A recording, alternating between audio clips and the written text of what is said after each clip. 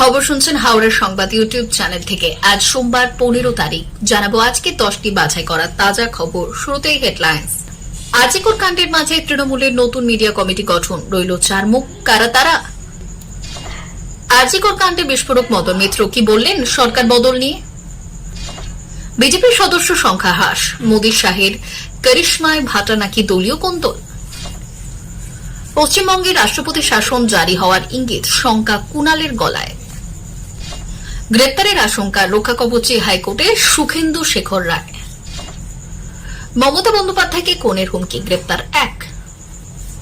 আমাদের চ্যানেলের সঠিক খবর পেতে চ্যানেলটি সাবস্ক্রাইব করুন। আসছি বিস্তারিত খবরে। আজিকর কাণ্ডের পরিপ্রেক্ষিতে তৃণমূলের মুখপাত্র পদ থেকে সরানো হয়েছিল শান্তনু সেনকে। সম্প্রতি আজিকর ইস্যুতে মন্তব্য করেছিলেন তৃণমূলের প্রাক্তন সাংসদ। সেখানকার পড়াশোনা রসাতলে গিয়েছে বলে মন্তব্য করতে শোনা গিয়েছিল তাকে। এরপরই তাকে মুখপাত্রের পদ থেকে সরিয়ে দেওয়া প্রসঙ্গে তৃণমূল মুখপাত্র জয়প্রকাশ মজুমদার জানিয়েছিলেন, দল মনে করেছে তাই সরিয়ে দেওয়া হয়েছে। তাকে বলতে শোনা যায়, আমি আরজি করের প্রাক্তনী, আমার মেয়ে সেখানে পড়ে। আরজি করে মেডিকেল এডুকেশন গত কয়েক বছরে রসাতলে গিয়েছে। কয়েকজনকে খুশি করতে পারলে প্রশ্ন জানা যায়। উত্তর হাতে নিয়ে হলে ঢোকা যায়, টোকাটুকি করা যায়। পরে যদিও তিনি বলেছেন আরজি করে ইস্যুতে আর মন্তব্য করবেন না। পরে বিষয়টিকে বোধহয় ভালোভাবে নেননি সুপ্রিমো মমতা বন্দ্যোপাধ্যায়। বেহালার কর্মসূচি থেকে তৃণমূল নেত্রী নাম না করে বললেন, কয়েকজন বলছেন তারা মুখপাত্রের পদ ছেড়ে দিয়েছেন।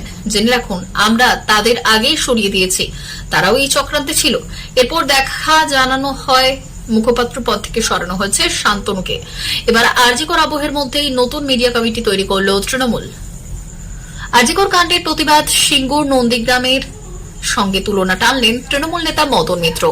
এদিন তিনি বললেন, এই আন্দোলন দেখে সিঙ্গুর নন্দীগ্রামের কথা মনে পড়ছে। বাম আমলের বিরুদ্ধে তৃণমূলের শেষ পর্যায়ের আন্দোলন ছিল সিঙ্গুর নন্দীগ্রাম। সরকার বদলের প্রয়োজন হলে 26-এর নির্বাচন আছে। আরজি করে হামলায় সরকারের পাশে দাঁড়িয়ে পুলিশকে সমর্থন জানিয়ে বিস্ফোরক মদন মিত্র।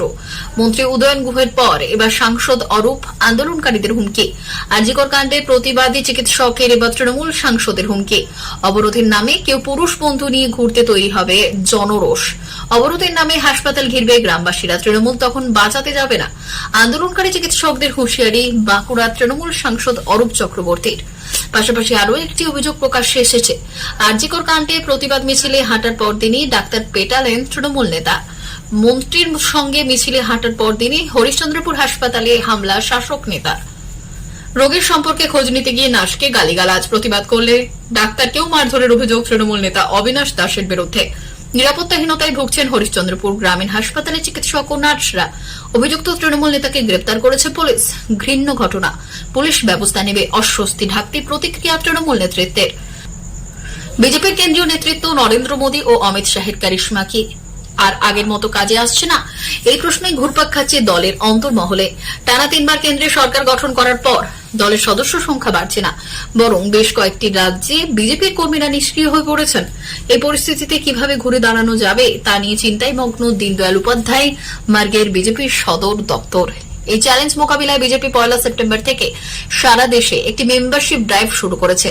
3 মাসের মধ্যে 10 কোটি নতুন সদস্য সংগ্রহের লক্ষ্যমাত্রা নির্ধারণ করা হয়েছে। ডিজিটাল পদ্ধতির মাধ্যমে সদস্য নথিভুক্তিকরণকে জোর দেওয়া হচ্ছে, যেখানে মোবাইল নম্বরে মিসড কল, কিউআর কোড এবং নমো অ্যাপ ব্যবহার করে সদস্য হওয়ার সুযোগ থাকবে। এই সদস্য সংগ্রহ অভিযানে সবথেকে বেশি গুরুত্ব দেওয়া হচ্ছে বিরোধী শাসিত রাজ্যগুলিতে, কারণ জম্মু কাশ্মীর, হরিয়ানা, মহারাষ্ট্র এবং ঝাড়খণ্ডের আসন্ন বিধানসভা নির্বাচন বিজেপির জন্য গুরুত্বপূর্ণ পরীক্ষা। নতুন সদস্য সংগ্রহ অভিযানে সফল হলে এই রাজ্যগুলিতে নির্বাচনী ফলাফলে ইতিবাচক প্রভাব পড়তে পারে বলে দলের নেতৃত্ব বিশ্বাস করে। তবে প্রশ্ন থেকেই যায়, এই মেম্বারশিপ ড্রাইভ কি শুধুমাত্র সংখ্যা বাড়াবে, নাকি বিজেপির হারানো মাটি ফিরিয়ে আনতে সক্ষম হবে?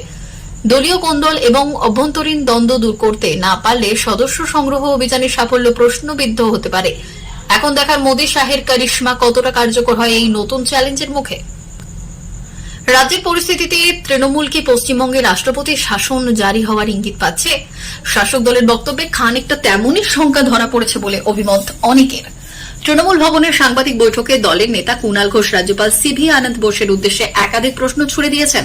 তৃণমূলের তরফে দাবি করা হয়েছে, নির্বাচিত রাজ্য সরকারকে বিলম্বিত করতে রাজ্যপালের ওপর চাপ তৈরি করা হচ্ছে। বিজেপির ওপরতলা থেকে চাপ তৈরি করে রাজ্যপালকে দিয়ে কিছু করানো হচ্ছে কিনা সেই প্রশ্ন তুলেছেন কুণাল।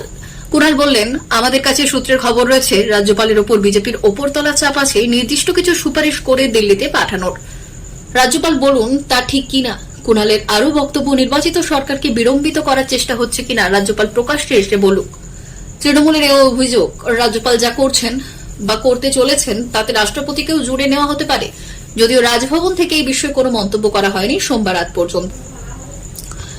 আজিকর কাণ্ডে প্রথম থেকেই সরব হয়েছিলেন। মেয়েদের রাত দখলের ডাক কর্মসূচিতে যোগ দেওয়া থেকে শুরু করে আজিকর কাণ্ড নিয়ে একাধিক পোস্ট করেন।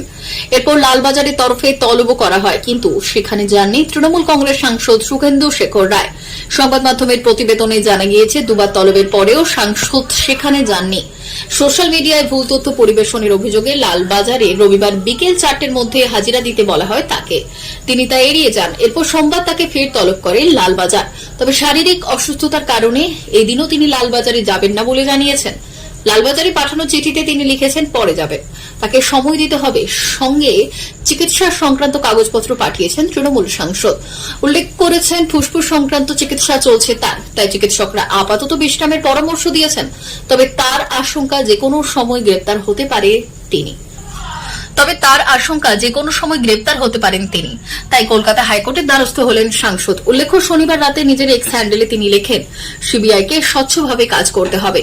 প্রাক্তন অধ্যক্ষ পুলিশ কমিশনারকে হেফাজতে নিয়ে জিজ্ঞাসাবাদ করুক। অবশ্যই জানাতে হবে কে কেন আত্মহত্যার কথা রটিয়েছিল, হলের দেওয়াল কেন ভাঙা হলো, 3 দিন পর কেন স্নিফার্ড ঘটনাস্থলে, এমন শতাধিক প্রশ্ন রয়েছে। আজিকর কাণ্ড নিয়ে সমাজ মাধ্যমে একের পর এক ভুয়ো খবর ছড়ানো হচ্ছে বলে আগেই জানিয়েছিল লালবাজার। তাছাড়া মুখ্যমন্ত্রী মমতা বন্দ্যোপাধ্যায়ের পদত্যাগের দাবিতেও চলছে প্রচার। কিন্তু তাই বলে তৃণমূল নেত্রীকে প্রাণনাশের হুমকি? তালতলা থেকে একজনকে গ্রেপ্তার করল পুলিশ। জানা গিয়েছে, ওই অভিযুক্ত আরজিকর হাসপাতালের নির্যাতিতার চিকিৎসকের নাম ও ছবি পোস্ট করেন ইনস্টাগ্রামে। আরজিকর হাসপাতালের তরুণী চিকিৎসককে ধর্ষণ ও খুনের ঘটনাকে কেন্দ্র করে উত্তাল গোটা রাজ্য। প্রায় প্রতিদিনই বিভিন্ন মহল থেকে রাজপথে বেরোচ্ছে মিছিল। যেহেতু মমতা বন্দ্যোপাধ্যায় নিজের মুখ্যমন্ত্রীর পাশাপাশি স্বাস্থ্য ও পুলিশ মন্ত্রী, তাই তার বিরুদ্ধে ক্ষোভ উগরে দিচ্ছেন অনেকে। এই ঘটনাকে কেন্দ্র করে এই মুহূর্তে যথেষ্ট চাপের শাসক দল। তবে মমতা বন্দ্যোপাধ্যায় নিজে অপরাধীদের চরমতম শাস্তি চেয়েছেন। তৃণমূলের তরফেও মিছিল করা হয়েছে। এই ঘটনা তদন্ত করছে সিবিআই। এখনো পর্যন্ত সঞ্জয় রায় নামে সিভিক ভলেন্টিয়ার ছাড়া কেউ গ্রেপ্তার হননি। আজিকরের অধ্যক্ষকে আজ চতুর্থবারের জন্য জেরা করছেন গোয়েন্দারা। সব মিলিয়ে এখন তরুণী চিকিৎসককে কে বা কারা ধর্ষণ এবং খুন করলেন তা জানতে উন্মুখ আপামর বঙ্গবাসী। আমাদের চ্যানেলের সঠিক খবর সঠিক সময়ে পেতে চ্যানেলটি সাবস্ক্রাইব করুন। ধন্যবাদ।